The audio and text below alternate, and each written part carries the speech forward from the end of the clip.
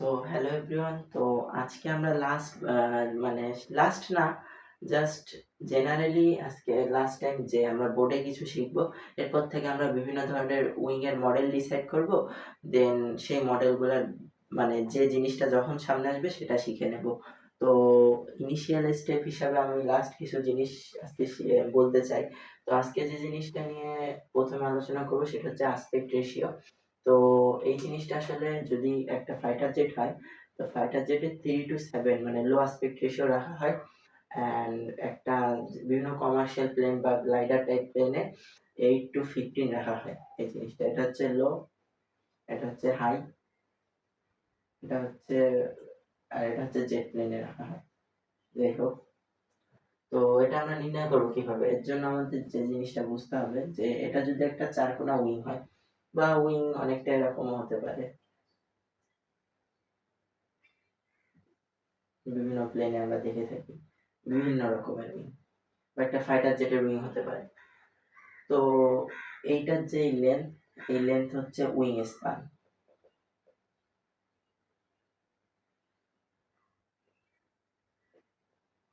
And এই লেন্থটাও wing span. And এইটা আমরা কর্ড জানি, বাট এইটার দুইটা কর্ড আছে, একটা ম্যাক্সিমাম একটা মিনিমাম। এটা হচ্ছে ম্যাক্সিমাম, এখানে হচ্ছে মিনিমাম। তো যাই হোক, আমরা যদি অ্যাসপেক্ট রেশিও নির্ণয় করতে চাই, এআর ইজ ইকুয়াল টু হয় wing span by chord. But আমরা যখন এই এই উইংটা চিন্তা করব তখন তো আমার দুইটা কর্ড, আমি কোনটা নেব? তো এই সব উইং এর ক্ষেত্রে আমরা যেটা সুবিধা হয় সেটা হচ্ছে আমরা এমন করতে পারি wing span square by area, মানে ফুল উইং এর এরিয়া। এটার ক্ষেত্রেও নিলে হবে ফুল এরিয়াটা। তো এটাই ছিল হচ্ছে অ্যাসপেক্ট রেশিও। অ্যান্ড অ্যাসপেক্ট রেশিওর কাজ হচ্ছে এটা। আর বিভিন্ন সময় বিভিন্ন সার্কেল ইউজ করা হয়, যেমন গ্লাইডারের ক্ষেত্রে অনেক সময় হয় কি, মানে গ্লাইডার যেগুলো সিঙ্গেল সিটার, যে কোনো রকম ইঞ্জিন ছাড়াই ওড়ে, তো সেগুলোর ক্ষেত্রে বিভিন্ন মান আছে, যে গ্লাইড করার সময় এত ডিগ্রি থেকে এত ডিগ্রি, বা ফ্লাই করার সময় এত ডিগ্রি থেকে এত ডিগ্রি। এগুলা প্লেন ওয়াইজ ভ্যারি করে, এগুলা মুখস্থ বা ওই ধরনের ক্যালকুলেশনের জিনিস না, এটা হচ্ছে এক্সপেরিমেন্টের উপর ডিপেন্ড করে মূলত। আর এছাড়াও কিছু সূত্র আছে, তো পরে আমরা সেগুলো নিয়ে আলোচনা করতে পারবো। তো এরপর আমরা যেটা শিখবো সেটা হচ্ছে একটা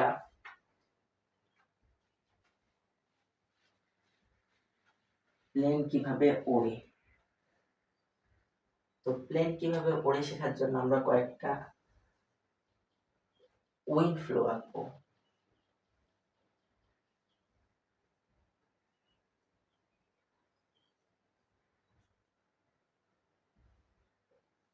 তো এখানে যদি একটা উইং থাকে, তো এটা একটা উইং হতে পারে। তো উইংটা এভাবে যাবে, কিন্তু প্লেন ওড়ার জন্য আমাদের অ্যাঙ্গেল অফ অ্যাটাক তৈরি করতে হয়। এই জন্য উইংটাকে অনেকটা এরকম থাকলে এটাকে এভাবে উপর দিকে তুলতে হয়, বা পিছনে বিভিন্ন ধরনের মেকানিজম অ্যাড করা থাকে। যাই হোক, উইংটা মানে যখন প্লেন আকাশে ওড়ে তখন প্লেনের নোজটা উপর দিকে থাকে। তো যাই হোক, উইংটা অনেকটা এই এই লেভেলে থাকে, সরাসরি লেভেলে থাকে না। তো আমরা ওইভাবে একটা উইং চিন্তা করব।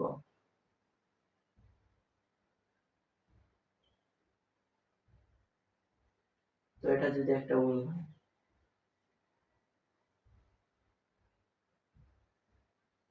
তো ধরেন এটা একটা উইং। তো উইং এর সামনে যখন এই এয়ার গুলো আসবে, ধরলাম, হ্যাঁ ঠিক আছে, সমস্যা নেই, এমনই থাক। তো দেখেন, উইংটা যখন এমন বাঁকায় যাবে, যদি এখানে আমরা একটু সুন্দর করে আঁকি, তা নাহলে এটা বোঝা যাবে না।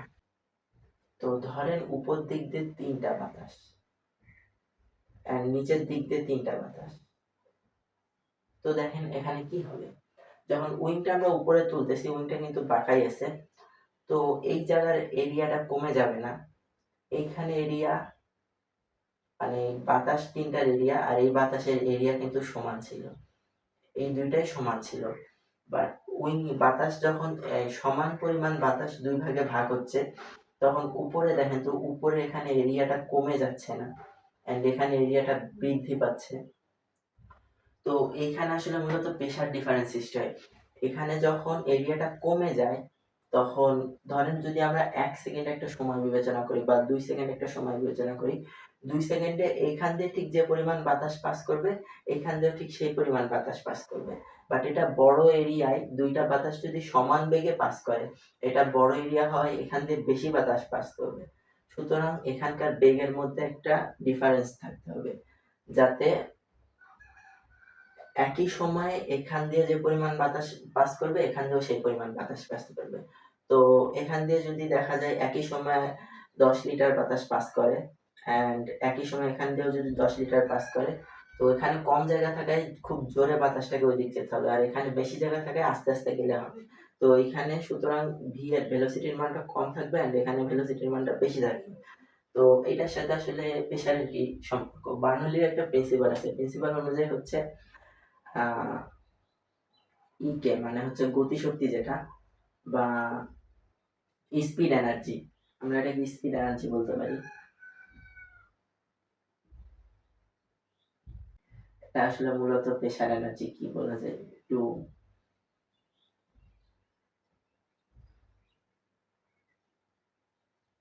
হচ্ছে স্পিড এনার্জি, এটা হচ্ছে প্রেসার এনার্জি। যাই হোক এনার্জি, তো এটা ইকে আর এটা ধরলাম যা তাই পিই। যাই হোক, তো ইকে কি আমরা জানি ইকে সমানুপাতিক ভি স্কয়ার।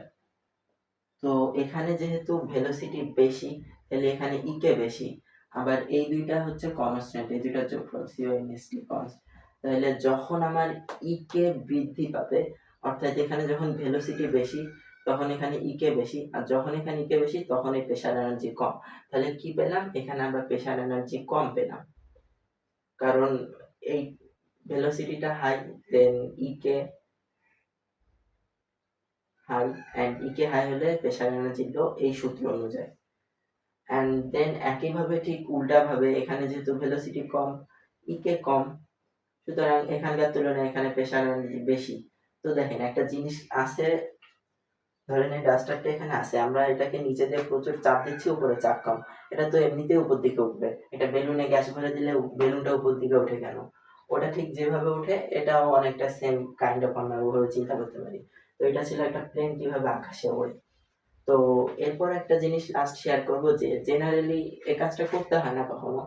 জেনারেলি কয়েকটা পার্সেন্টেজ নিলাম, পার্সেন্টেজ গুলা দিয়ে আমি একটা উইং ডিজাইন করতে পারি নিজে নিজেই। তো এমনটা করলে হয় কি, আমি একবার পাকনামো করে এই কাজটা করছি। তো এমন একটা উইং তৈরি হয়েছে, মানে এখানে আমাকে এক জায়গায় ইনভাইট করা হয়েছিল অ্যাওয়ার্ড দেওয়ার জন্য অ্যারোডাইনামিক্সের উপর। তো সেখানে আমার উইংটা মানে বিভিন্ন ক্রাইটেরিয়া ছিল, যাই হোক যেহেতু আমাকে অ্যাওয়ার্ড দেওয়া হবে তাই আমার কোনো ক্রাইটেরিয়া ছিল না। তো আমাকে একটা প্লেন বানায় নিয়ে যেতে হবে যেহেতু অ্যাওয়ার্ড দেওয়া হবে। তখন প্লেনটা বানানোর জন্য মানে আমি যে প্লেনটা বানাবো এখন আমার টাইমও কম ছিল, এখন খুব নর্মাল একটা প্লেন বানাইতে হবে, তাহলে আমি পারি হচ্ছে সব থেকে ভালো এই উইং এর এয়ারফয়েল ডিজাইনটা। তো আমি একটু পাকনামি করে নিজে নিজে একটা এয়ারফয়েল ডিজাইন করছি কোনো কারণ ছাড়া, মানে আমি কিছু জানিও না কি বানাচ্ছি, একটা ইচ্ছা মতো মান নিয়ে বসাই দিয়ে বানিয়ে ফেলছি। তো বানানোর পর দেখি কি এমন একটা উইং তৈরি হয়েছে, মানে স্পিড হাই স্পিডে প্লেনকে যদি রান করা হয় মানে ফুল থ্রটাল যদি দেওয়া হয়, মানে ওটা মডেল প্লেন ছিল যেহেতু, মানে আমরা ধরে নিতে পারি বড় প্লেনের ক্ষেত্রে ইঞ্জিনে ফুল পাওয়ার দেওয়া হলে, ফুল জোরে সম্পূর্ণ শক্তি দিয়ে ইঞ্জিন চালানো হলে।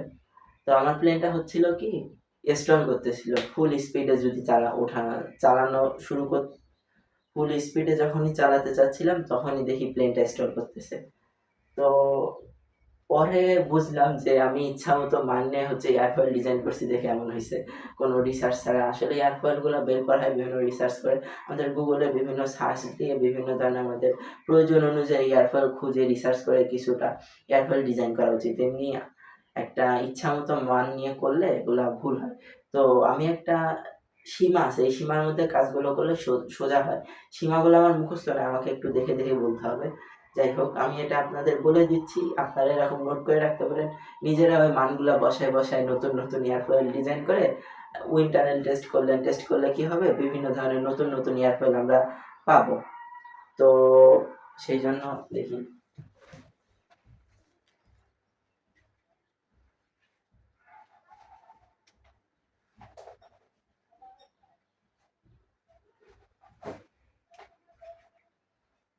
তো ধরেন আমি প্রথমে একটা উইং কর্ড নির্ধারণ করব। উইং কর্ড নির্ধারণ করতে আমরা একটা অ্যাসপেক্ট রেশিও নিব, এআর অ্যাসপেক্ট রেশিও। তো আমরা ধরেন একটা গ্লাইডার বা সেম ওই কাইন্ড অফ প্লেন বানাইলাম, অ্যাসপেক্ট রেশিও আমরা একটা মান 6 নিলাম। দেন এই অ্যাসপেক্ট রেশিও থেকে আমরা কি বের করতে পারি, আমরা হচ্ছে কর্ড বাই হচ্ছে স্পান বাই কর্ড। তো আমরা একটা স্পানের মান নিলাম যে আমার একটা প্লেন বানাবো, আমার মনে হয়েছে আমি উইংটা ঠিক এত লম্বা দিব। তো ধরেন এখানে একটা মান নিলাম, নিয়ে ধরেন এখানে একটা মান বসাইলাম। সুতরাং আমরা যদি অ্যাসপেক্ট রেশিও যে 6 যে নিছি, এটা এখানে 6 বসাবো, এখানে একটা মান বসাবো, তাহলে আমরা একটা কর্ডের মান পেলাম। ধরেন আমরা একটা কর্ড নিলাম এভাবে, দেখো কর্ডটা বিশাল বড় নিচে, এত বড় কর্ড দিয়ে আমি আঁকতে পারবো না।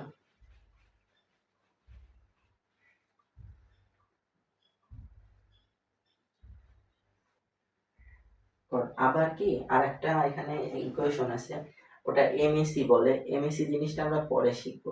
এমএসিটা কখন আসবে, যখন হচ্ছে ওই যে একটা উইং দেখালাম না এরকম, যদি উইংটা অনেকটা এরকম হয়, তাহলে এইটা বড় অ্যান্ড এটা ছোট, অ্যান্ড এখানে একটা এমএসি নির্ধারণ করতে হয়। যাই হোক, এই সাইডটা এখন যাবো না, এই সাইডটা পরে শিখবো, যেহেতু আমরা মূলত রিক্ট্যাঙ্গুলার উইং শিখতেছি বর্তমানে। তো এখানে হচ্ছে একটা কর্ড নিলাম ধরেন, তখন আমি আঁকবোটা কিভাবে, আগে কি ক্যাম্বার লাইন আঁকবো, না আগে উপরে নিচে আঁকবো, না কি করবো, এটা তো আমরা জানি না। তো এই জন্য আমরা এখান থেকে একটা মেজারমেন্ট শুরু করলাম। তো আগে আমরা ম্যাক্সিমাম ক্যাম্বারটা কোন জায়গায় সেটা নির্ধারণ করব। তো এখানেও খুব উল্টাপাল্টা করে লেখা, কিভাবে লিখছিলাম আসলে। তো প্রথমে ম্যাক্সিমাম ক্যাম্বার ধরেন আমরা একটা মান নিব। ম্যাক্সিমাম ক্যাম্বার মানে এই লিডিং এজ থেকে কত দূরে ম্যাক্সিমাম ক্যাম্বার, এটা হচ্ছে আমরা অ্যারাউন্ড কত নিব, এটা আপনারা নোট করে রাখতে পারেন। এটা 30-40% দূরে নিব, মানে এই কর্ড লেন্থের 30-40% দূরে আমরা হচ্ছে ম্যাক্সিমাম ক্যাম্বারটা নিব। তো ধরেন এখান থেকে 30-40%, তো ফুল কর্ডের একটু ধরেন 30%। তো এখানে আমরা ম্যাক্সিমাম ক্যাম্বার রাখবো। তো ম্যাক্সিমাম ক্যাম্বারটা কত হবে, ম্যাক্সিমাম ক্যাম্বারটা হবে ফুল কর্ডের 4-6%। ধরেন এই ফুল কর্ডের মানে ফুল যে কর্ড যে দৈর্ঘ্যটা আছে, এইটার 4-6% দৈর্ঘ্য আমরা নিলাম, ধরেন হচ্ছে এতটুকু। তাহলে এটা হচ্ছে ম্যাক্সিমাম, এটা হচ্ছে ম্যাক্সিমাম কর্ড। তাহলে একে দিব সুন্দর মতো।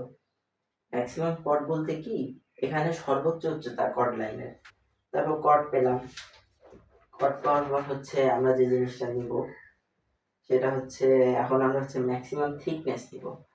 ম্যাক্সিমাম থিকনেসটা আমরা এইটার সমানও নিতে পারি, অথবা এই যে ফুল কর্ড লাইন আছে সেই কর্ড লাইনের অ্যারাউন্ড 25-35% দূরে নিতে পারি। ধরেন আমরা এখানে 25% হলো, লিডিং এজ থেকে 25% মানে কর্ডের এই কর্ড লেন্থের 25% দূর লিডিং এজ থেকে, ধরেন এই পয়েন্ট। তো এই পয়েন্টে আমরা নিতে পারি, এটা মূলত হচ্ছে আমরা যে মাপটা নিলাম এই পয়েন্টটার সীমা হচ্ছে আপনার 25-35%। তো আমরা এখানে 25% নিলাম। তো 25% নিয়ে এখন আমরা এখান থেকে কি আঁকবো, এখান থেকে একটা ম্যাক্সিমাম থিকনেস ধরলাম। ম্যাক্সিমাম থিকনেস যেহেতু এইটার সাপেক্ষে নিতে হবে, সো এটার উপর থেকে ম্যাক্সিমাম থিকনেস আমরা নিতে পারি 12-15%, অ্যান্ড উপরে যা নিছি নিচেও তাই নিতে হবে। তো ধরেন নিলাম, তো কর্ড লাইনের 12% উপরে 12% নিচে, তো এটা হচ্ছে ক্যাম্বাস লাইনের সাপেক্ষে। এইভাবে ডিজাইন করার অনেকটা অড, কারণ অনেক কিছু মেনটেন্স করে ডিজাইন করতে হয়। তো আমি এভাবে একটা উইং ডিজাইন করছিলাম, যা এমন ভাবে স্টল আমাকে কাঁদাইছে, পরে আমাকে ওই স্টল নিয়ে ব্যাখ্যা লেখা লাগছে, স্টলের ভালো দিক বের করে ওগুলোকে আমার প্লেনের ভালো দিক বানানো লাগছে। যাই হোক, আমাকে বিচার বিবেচনা করা হয়নি, আমি অ্যাওয়ার্ড ছিল, ওটা কম্পিটিশন ছিল না, বেঁচে গেছি।